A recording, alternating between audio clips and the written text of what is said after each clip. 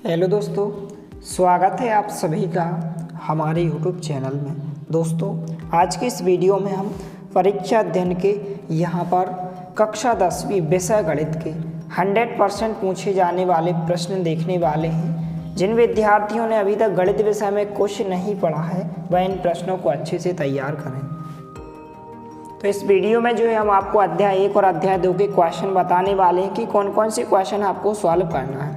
और यदि आप सभी क्वेश्चन को समझना चाहते हैं बोर्ड पर, आपको बोर्ड पर समझाए जाएंगे क्वेश्चन, तो आप कमेंट सेक्शन में कमेंट जरूर करें। तो अध्याय 1 वास्तविक संख्या है। इस अध्याय में से आपसे जो है 6 अंक में क्वेश्चन पूछे जाएंगे, जिसमें से 2-2 अंक के 2 प्रश्न पूछे जाएंगे और 1 अंक के 2 विकल्प पूछे जाएंगे। तो यहाँ पर सबसे पहले हम वस्तुनिष्ठ प्रश्नों को देख लेते हैं।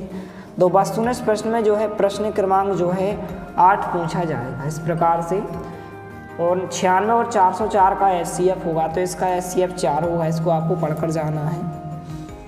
कुछ इस प्रकार से रिक्त स्थान दिए गए हैं, इनको आप तैयार करें। इसके बाद जो है आपको रिक्त स्थानों को तैयार करना है।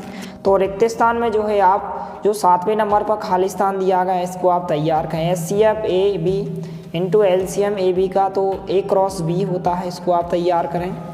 इसके बाद आपको जो है इसमें जो सत्य तैयार करना है कि प्रत्येक प्राकृतिक संख्या पूर्ण संख्या होती है, तो यह कथन बिल्कुल सत्य होगा। इसके बाद 6वें नंबर पर है कि कर्णी दो एक परिमेय संख्या है, तो यह कथन आपका क्या होगा, सत्य होगा। इसके बाद एक शब्द या एक वाक्य में जो है आप 4थे नंबर का तैयार करें। यदि A बराबर B क्यू तो A और B में क्या संबंध है, तो इसका जो संबंध होता है कि B A का एक क्या है, गुणनखंड है। जो B है A का एक क्या है, गुणनखंड है। इसके बाद जो है क्वेश्चन में जो है आपको इन प्रश्नों को तैयार करना है। तो यहाँ से 2-2 अंक का एक क्वेश्चन पूछा जाता है। इस चैप्टर से कुल 2-2 अंक के 2 क्वेश्चन पूछे जाएंगे, अथवा से 4 क्वेश्चन। तो इन क्वेश्चन को आप तैयार करें कि निम्नलिखित संख्याओं के अभाज्य गुणनखंड के गुणनफल के रूप में व्यक्त कीजिए। पहला है 140 का, दूसरा क्वेश्चन है 156, तीसरा क्वेश्चन है 3825 और चौथा क्वेश्चन है 5005 और 5वां क्वेश्चन है 7429। तो इनको आपको अच्छे से सॉल्व करके देख लेना है।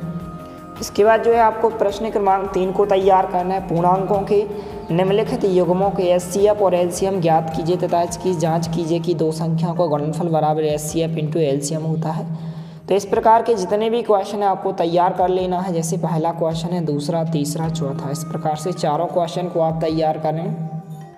इसके बाद जो है आपको प्रश्न क्रमांक 4 को तैयार करना है। अभाज्य गुणनखंड विधि द्वारा निम्नलिखित पूर्णांकों के एचसीएफ और एलसीएम ज्ञात कीजिए। इन चारों क्वेश्चन को आपको तैयार करना है। इसके बाद आप प्रश्न क्रमांक 5 को तैयार करें। जो एचसीएफ दिया गया है 306 और 657 का 9 दिया गया और एलसीएम 306 657 ज्ञात कीजिए। इस क्वेश्चन को आपको तैयार करना है। प्रश्न क्रमांक 6 को भी आप तैयार करें। इस प्रकार से क्वेश्चन दिया गया है। तो केवल आपको इस अध्याय से इतने क्वेश्चन को आपको पढ़ना है। आराम से आपसे जो है 2-2 अंक के 2 क्वेश्चन बन जाएंगे। तो इनको आप अच्छे से तैयार करें। इसके बाद जो है अध्याय 2 बहुपद। इस अध्याय में से 5 अंक के कुल क्वेश्चन पूछे जाएंगे, जिसमें से 1 अंक का 1 प्रश्न और 2 अंक के 2 क्वेश्चन पूछे जाएंगे। तो 1 अंक में जो है आपको इस प्रकार से वस्तुनिष्ठ प्रश्नों को पढ़ना है। जैसे द्विघात बहुपद ax वर्ग प्लस bx प्लस c के शून्यकों का योगफल होता है, तो यह होता है -b/a होता है। सी नंबर का विकल्प इसका आंसर होगा। इसके बाद क्वेश्चन नंबर 12 दिया गया है। यदि द्विघात बहुपद ax वर्ग प्लस bx प्लस c के शून्यक अल्फा और बीटा हो तो अल्फा इंटू बीटा का मान होगा। तो इसका जो आंसर होगा ए नंबर का ऑप्शन होगा c/a होगा। बहुपद x वर्ग -3 के शून्यक होंगे, तो इसके शून्यक जो होंगे प्लस माइनस का 3 होंगे, ए नंबर का विकल्प होगा। इसके बाद दिया गया रिक्त स्थानों की पूर्ति कीजिए। दूसरे नंबर के खाली स्थान को आपको पढ़ना है। बहुपद जिसकी घात 3 है वह बहुपद कहलाता है, तो वह बहुपद जो है त्रिघात बहुपद कहलाता है। दूसरे का खाली स्थान का आंसर त्रिघात होगा। इसके बाद आप सत्य को तैयार करें। जैसे सत्य दिया गया है 5वें नंबर का क्वेश्चन, घात 2 के किसी बहुपद के अधिक से अधिक 2 शून्यक हो सकती है, तो यह कथन बिल्कुल आपका क्या होगा, सत्य होगा। इसके बाद जो है इस अध्याय से यहाँ पर 2-2 अंक के 2 क्वेश्चन पूछे जाएंगे। तो 2 क्वेश्चन में जो है एक क्वेश्चन यहाँ से पूछा जाएगा कि शून्य ज्ञात कीजिए और शून्य को गुणांकों के बीच संबंध की जांच कीजिए।